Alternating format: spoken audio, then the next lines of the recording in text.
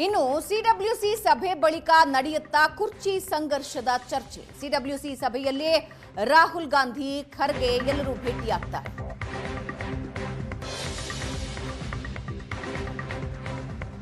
ಈ ಸಭೆಯಲ್ಲಿ Rahul Gandhi, Kharge, Venugopal, Sonia Gandhi, Priyanka Gandhi, Surjewala ಭಾಗಿಯಾಗ್ತಾರೆ.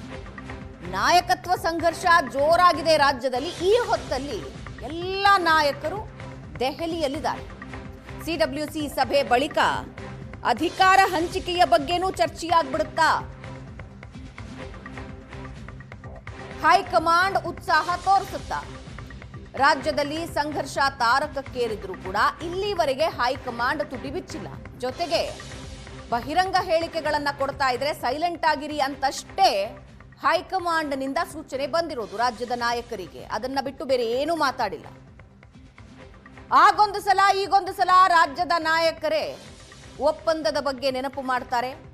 D K Shivakumar ಬಣ, ಸಿದ್ದರಾಮಯ್ಯ ಬಣ ಅಂಥದ್ದೇನೂ ಇಲ್ಲ ಅಂತ ಹೇಳ್ತಾರೆ. ಇದಿಷ್ಟು ಬಿಟ್ರೆ ಹೈಕಮಾಂಡ್ ಮಟ್ಟದಲ್ಲಿ ಯಾವುದೇ ಹೇಳಿಕೆಗಳು ಹೊರಗೆ ಬಂದಿಲ್ಲ. ಚರ್ಚೆಗಾದ್ರೂ ಉತ್ಸಾಹ ತೋರಿಸ್ತಾರಾ? ಅದು ಪ್ರಶ್ನೆ.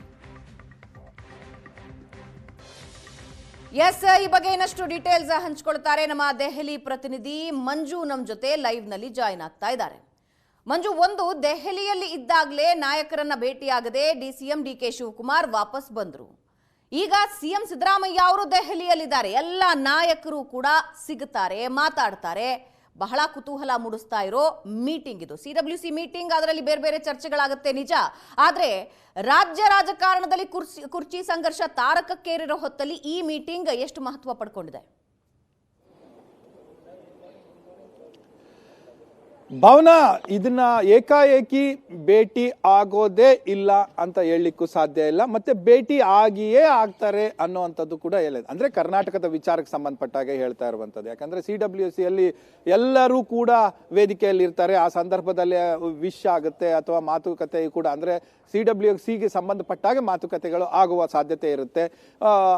ಅದನ್ನ ಹೊರತುಪಡಿಸಿ ಕರ್ನಾಟಕ ರಾಜ್ಯದ ರಾಜಕೀಯ ವಿದ್ಯಮಾನಗಳಿಗೆ ಸಂಬಂಧಪಟ್ಟಾಗೆ ಕಡಾಖಂಡಿತವಾಗಿ ನಾವು ಇದಕ್ಕೆ ಸಂಬಂಧಪಟ್ಟ ಹಾಗೆ ಚರ್ಚೆನೇ ಆಗೋದಿಲ್ಲ ಅನ್ನೋವಂಥದ್ದನ್ನು ಕೂಡ ಹೇಳಲಿಕ್ಕೆ ಸಾಧ್ಯ ಇಲ್ಲ. ಆದ್ರೆ ಚರ್ಚೆ ಆಗೇ ಬಿಡುತ್ತಾ ಅನ್ನೋ ಪ್ರಶ್ನೆಗೂ ಕೂಡ ಕ್ವಶನ್ ಮಾರ್ಕ್ ಆಗೇ ಇರುತ್ತೆ.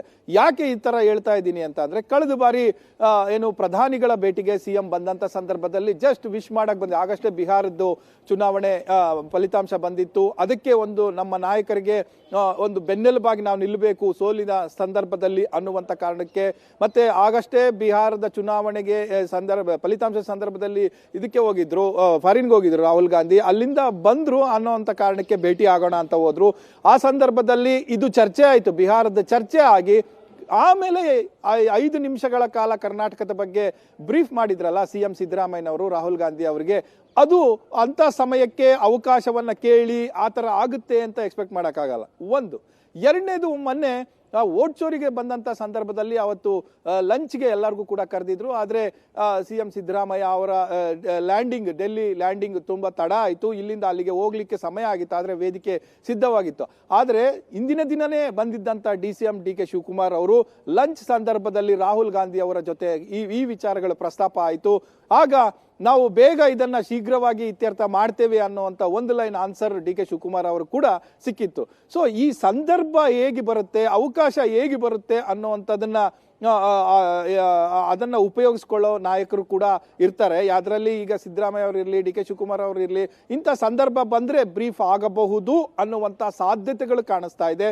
ಅದನ್ನು ಹೊರತಾಗಿ ನೀವು ಡೈರೆಕ್ಟ್ ಆಗಿ ಹಾಗೆ ಆಗುತ್ತಾ ಅಂತ ಅಂದ್ರೆ ಈ ಸಿಡಬ್ಲ್ಯೂಸಿ ಸಭೆಯಲ್ಲಿ ದೇಶಕ್ಕೆ ಸಂಬಂಧಪಟ್ಟಂತ ವಿಚಾರಗಳು, ಅದಕ್ಕೆ ಜೊತೆಗೆ ಪಕ್ಷಕ್ಕೆ ಸಂಬಂಧಪಟ್ಟಂತ ವಿಚಾರಗಳು, ಮುಂದೆ ಪಕ್ಷ ಡ್ರೈವ್ ಮಾಡಬೇಕಾಗುತ್ತೆ. ಈಗ ವೋಟ್ ಚೋರಿ ಕ್ಯಾಂಪೇನ್ ಹೆಂಗ್ ತಗೊಂಡೋದ್ರು, ಅದೇ ರೀತಿ ಜಿ ಕಾಯ್ದೆಯನ್ನ ವಿರೋಧಿಸಿ ಈಗ ಆಲ್ರೆಡಿ ವಿರೋಧ ಮಾಡಿದೆ. ಅದು ದೇಶಾದ್ಯಂತ ಪ್ರತಿಭಟನೆ ಮಾಡಬೇಕು ಅನ್ನುವಂಥ ತೀರ್ಮಾನದಲ್ಲಿ ಕಾಂಗ್ರೆಸ್ ಕಾಣಿಸ್ತಾ ಇದೆ. ಇದನ್ನ ಹೇಗೆ ಡ್ರೈವ್ ಮಾಡಬೇಕು, ಮತ್ತೆ ನ್ಯಾಷನಲ್ ಹೆರಾಲ್ಡ್ ಪ್ರಕರಣವನ್ನ ಈಗ ಒಂದು ಹಂತದಲ್ಲಿ ಒಂದು ಖುಷಿ ಸುದ್ದಿ ಕಾಂಗ್ರೆಸ್ಗೆ ಸಿಕ್ಕಿರುವಂತದ್ದು. ಸೊ ಇದನ್ನೆಲ್ಲ ಹೇಗೆ ಮಾಡಬೇಕು ಮುಂದೆ ಅನ್ನುವಂಥದ್ರ ಬಗ್ಗೆ ಬಹುತೇಕ ಚರ್ಚೆ ಆಗುತ್ತೆ. ಈ ಬಾರಿ CMಗಳು ಯಾರ್ಯಾರು ಇದ್ದಾರೆ, 3 ರಾಜ್ಯಗಳ CM, ಹಿಮಾಚಲ್ ಪ್ರದೇಶ್ ಇರ್ಬೋದು, ತೆಲಂಗಾಣ ಇರ್ಬೋದು, ಕರ್ನಾಟಕ ಇರ್ಬೋದು, ಅವರಿಗೆ 3 ಮಾತ್ರ ವಿಶೇಷ ಆಹ್ವಾನವನ್ನ ನೀಡಿರುವಂತದ್ದು. ಸೊ ಹೀಗಾಗಿ CM ಭಾಗಿಯಾಗಿದ್ದಾರೆ. ಯಾವುದೇ ರಾಜ್ಯದ PCCಗಳಿಗೆ, ಅಧ್ಯಕ್ಷರುಗಳಿಗೆ ಯಾರಿಗೂ ಕೂಡ ಆಹ್ವಾನ ಇಲ್ಲ. ಹಾಗಾಗಿ DK ಶಿವಕುಮಾರ್ ಅವರು ದೆಹಲಿಗೆ ಈ ಸಾರಿ ಬಂದಿಲ್ಲ ಅನ್ನುವಂತ ಮಾಹಿತಿಗಳು ಸಿಗ್ತಾ ಇರುವಂತದ್ದು. ಸೊ ಈ ಸುಸಂದರ್ಭ ಸಿಕ್ಕರೆ ಒಂದು ಚರ್ಚೆ ಆಗಬಹುದು ಅನ್ನುವಂತ ಒಂದು ನಿರೀಕ್ಷೆಯನ್ನ ಮಾತ್ರ ಇಟ್ಕೋಬಹುದು. ಭಾವನಾ. ಎಸ್, ಧನ್ಯವಾದ ಮಂಜು.